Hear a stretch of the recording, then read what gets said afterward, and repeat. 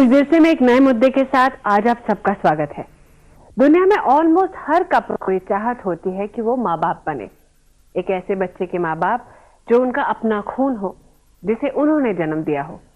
अब आजकल की भागम दौड़ में करियर ओरिएंटेड औरतें शायद प्रेगनेंसी से एक यंग एज में महरूम रह जाती हैं।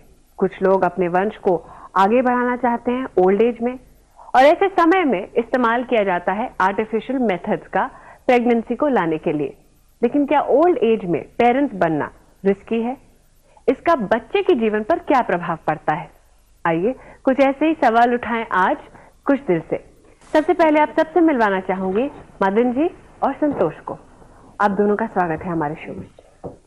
आज इस विषय को हमारे साथ आगे बढ़ाएंगे डॉक्टर जितेंद्र नागपाल, जो एक साइकाइट्रिस्ट है विमहंस से, और डॉक्टर अनूप गुप्ता, जो एक IVF स्पेशलिस्ट हैं। आप दोनों का स्वागत है हमारे शो में। Doctor Gupta, this is a very bad time, क्योंकि अगर मैं इस पहले सेगमेंट को विदाउट अ डिबेट जाने दूं तो ये जागरूकता आ जाएगी देश में सडनली, क्या this is possible for 50,000 bucks a cycle, let's all go to have a boy. तो क्या ये सही है कि सिर्फ लड़के की चाह में लोग आते हैं? क्या ऐसी महिलाएं नहीं है जो लेट शादियां करती हैं, जो इस आर्टिफिशियल मेथड का इस्तेमाल करती हैं टू कंसीव से when they are in the late 30s और 40s?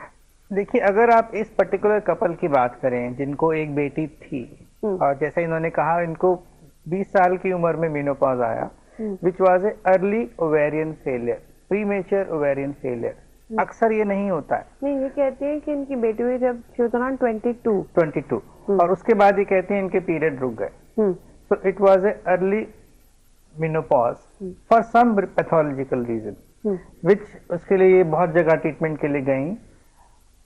Due to hormonal imbalance she had that which nobody could treat.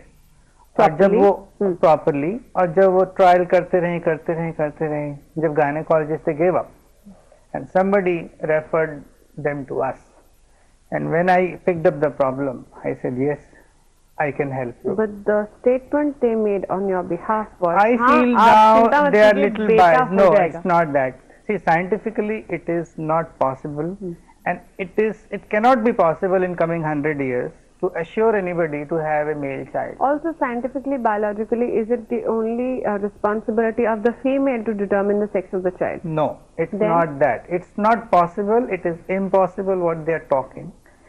What they are sensing now, because they have got a son. male ki, a male partner determines the sex of the child? Definitely, yes. Fine. So, since I have now clarified those two issues which got a bit jumbled in the first segment, I'd like to move forward.